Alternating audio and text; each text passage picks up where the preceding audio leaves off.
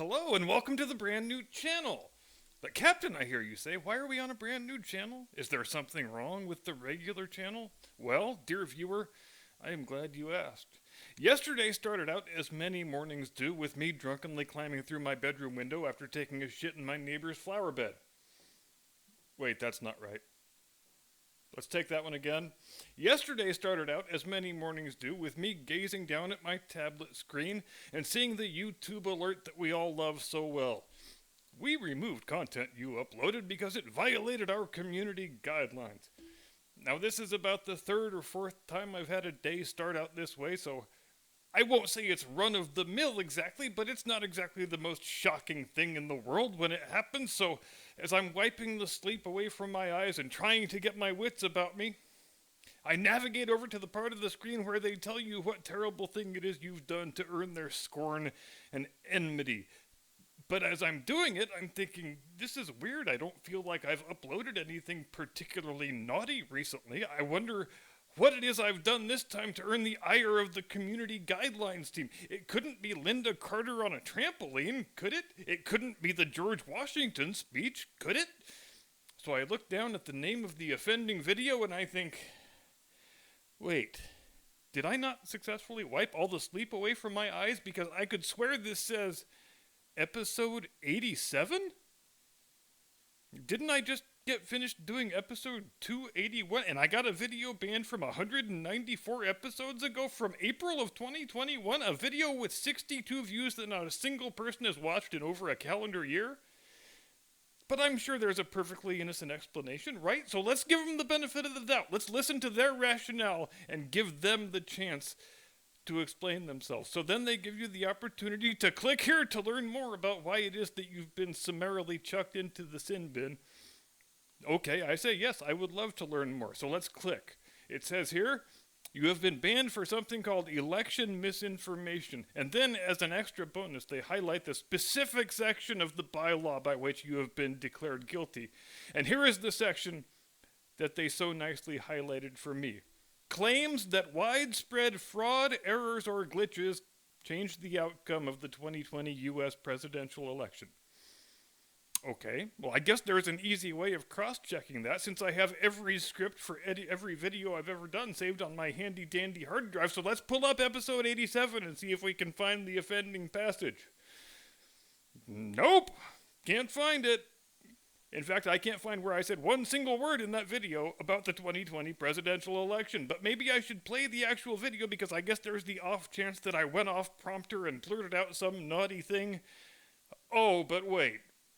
This was so freaking long ago, I didn't even have the prompter yet. This is back when I was working Walter Cronkite style, throwing down the pages as I finished reading them with maximum dramatic effect. So if it ain't on the script, it damn well wasn't in the video. In fact, I think I'm going to copy-paste the episode 87 script into the description for this video, and if anybody can find election information contained within it, Jim Eagle will take you out for a free meal at the fine dining establishment of your choice. It'll be like the grown-up version of Where's Waldo. Oh, and you know what else was special about episode 87? That's the one in which Jim Eagle got his name. Remember when I used to just call you producer? Remember how dehumanizing that was? And then you eventually, you had the honor of being named after the finest Joe Biden malapropism in the entire wide firmament of Joe Biden malapropisms. Jim Eagle soars over America. That was the name of the episode. It's gone forever now, and it's a hell of a sad story, really.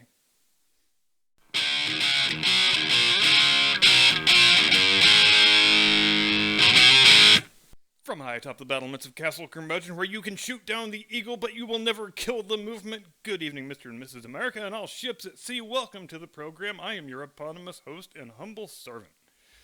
And you may have noticed this week which began in such stupendously embarrassing fashion for the Democrats and the fake news media industrial complex as they flailed around like Stevie Wonder on a mescaline trip, trying to pretend Ron DeSantis hadn't made them all look like a bunch of dopey elitist fools.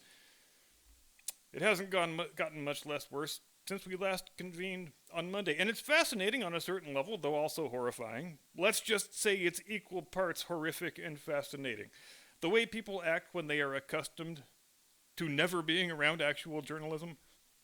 And this goes not just for our political leaders, but also the fake news performance artists themselves, some of whom have learned their trade in such a wacky netherworld of post-journalism journalisming that they don't even know they are fake news performance artists, some of them. The younger ones, I guarantee you, many of them actually fervently believe that what they do is really news reporting. And the older ones, I imagine they have to drink heavily and count the zeros on their paycheck over and over and over again in order to tolerate living with themselves.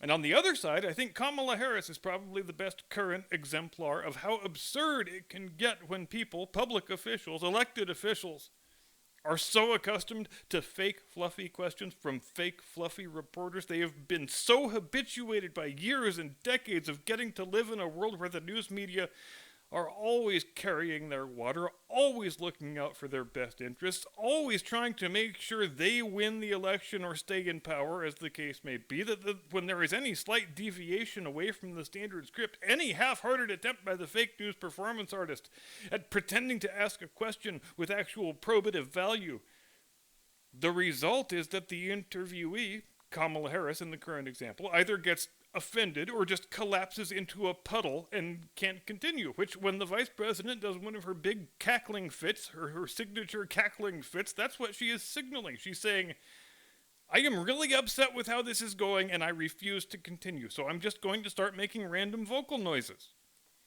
And we see this a lot as well from the White House press secretary, Baghdad Buckwheat, who, in case you haven't heard, is the first black, gay, immigrant, female, lesbian woman of color ever to lie badly on behalf of a mentally enfeebled president, and we salute her for her glass ceiling breaking ability. Ms. Buckwheat, who is so spectacularly bad at her job, even I find myself grasping for the right adjective to describe it sometimes. I hope she doesn't ever try to play poker, because my God, does she have a set of tells. At least 2/3 of the time, the first thing she says in response to a question is either, we've been very clear on this, or the president's been very clear on this, both of which are fun euphemisms for, I wasn't expecting that question, I have no idea what the answer is, so I am just going to start saying words.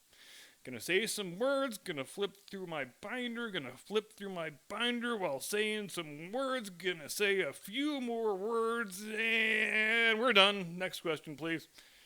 There's only one other thing she knows how to do, and that is to blame Donald Trump and his administration for every single thing that Joe Biden and his administration have done badly for going on 2 years now.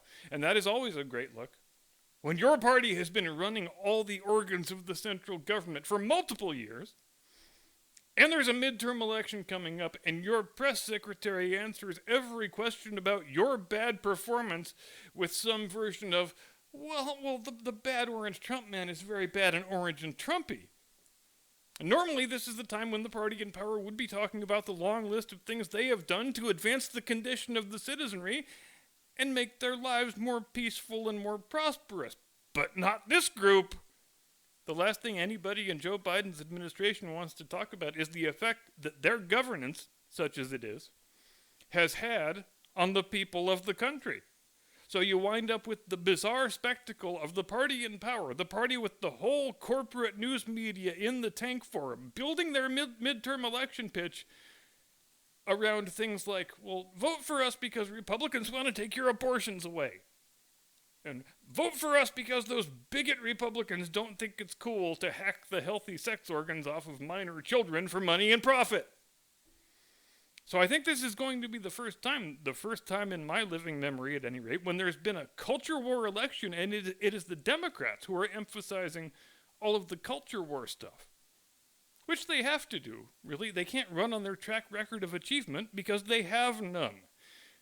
They were trying, a couple weeks ago, it was actually kind of precious, to use their ridiculous boondoggle spending bills as cornerstones of their election campaign program, but it didn't work. They had to abandon it because of course they did.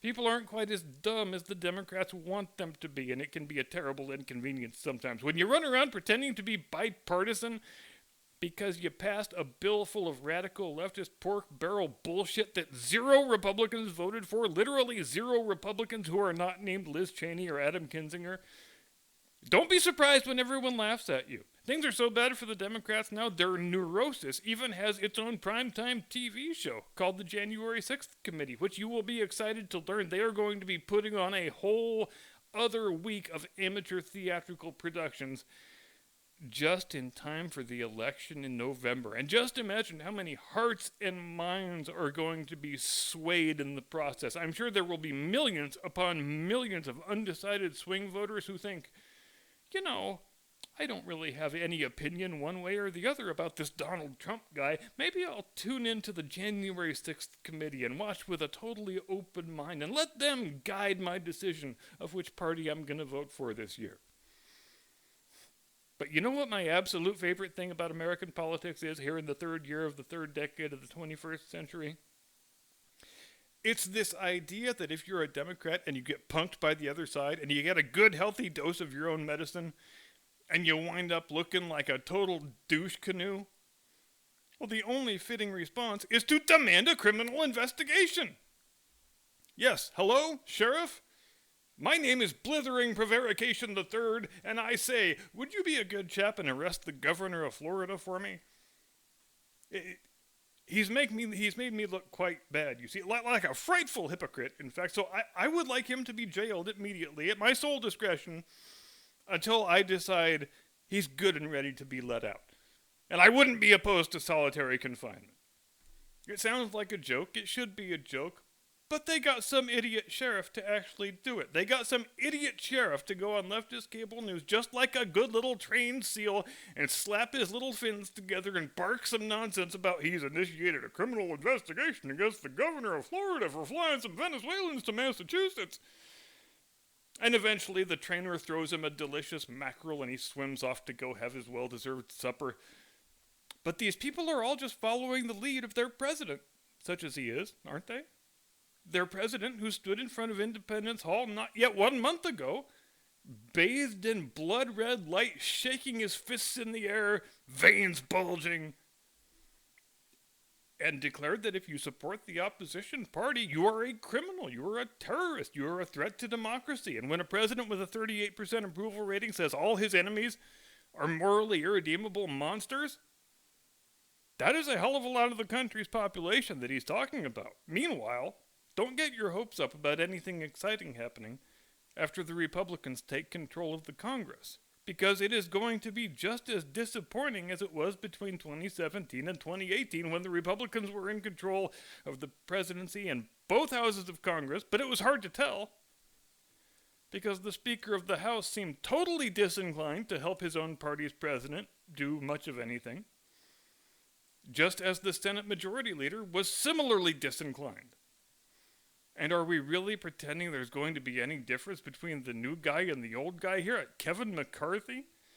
That's the guy we're pinning our hopes on? He's supposed to be better than Paul Ryan. How exactly? Okay, here's what needs to happen. The central government of this country needs to be radically downsized and drastically disempowered. For the last 90 years, ever since FDR was sworn in for his first of many terms, the federal government has only ever grown bigger and bigger and bigger and more and more and more powerful. Our system of government can't work as well as it should because we've allowed the federal state to metastasize into a giant, horrifying tentacle monster that can only be defeated by hacking off the fucking tentacles. You think a guy like Kevin McCarthy has the inclination, much less the ability, to see what needs to be done and to act accordingly? Because I don't either. You think guys like Mitch McConnell and Ted Cruz are capable of seeing big picture truths about the institutions they've been part of for most of their adult lives? Of course they aren't. I'm not even convinced Donald Trump fully sees it, or that he has a total appreciation of what needs to happen in order for our system to function as our founders intended for it to function. We needed a bull in a china shop. We elected Trump to be that. But did we get the bull? Or did we just get some nibbling around the edges? It was a stroke of genius, probably the best bureaucratic move by any president in over 40 years when he sent the word out to the regulatory agencies that they all had to get rid of 2 old regulations for every 1 new regulation they put into place. But aside from that one gesture, did we get anything from Trump that evinced a desire to slash and burn the central government in the way in which it so badly needs to be slashed and burned? I sure didn't see it, and I would hope, fervently would I hope, that if and when he were returned to office, it would be with a clear-eyed understanding that there is no point in reforming institutions that had no good reason for existing in the first place. The Federal Education Department has existed for 43 years. The American people have gained no discernible benefit from it. The Transportation Department has existed for 55 years. The American people have gained no discernible benefit from it. The Energy Department has existed for 45 years. The American people have gained no discernible benefit from it. The Department of Housing and Urban Development, that one's existed for 57 years.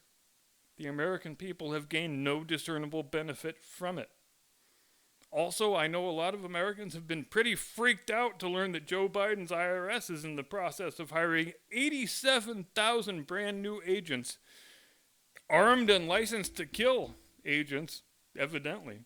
And that should freak people out. But you know what the remedy is? Get rid of the damn IRS altogether. And you get rid of the IRS by getting rid of the 17th Amendment. The IRS only exists, federal income tax only exists because the 17th Amendment took away the power of the purse from the senators who used to be the direct representatives of the state legislatures.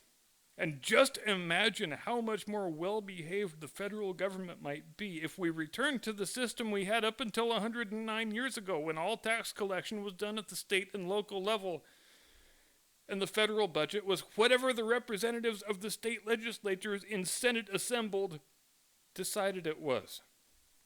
It's not difficult for any dispassionate observer to see that the effective functioning of our system is being impeded by a lot of bad choices that were made mostly between 1913 and 1979. That's only a 76-year period, but if we could just all agree on the wisdom and the rectitude of rolling back all expansions of the federal government that happened between those two dates, you would be astounded at how much better things would run. Our founders built the best system of government ever devised by human artifice.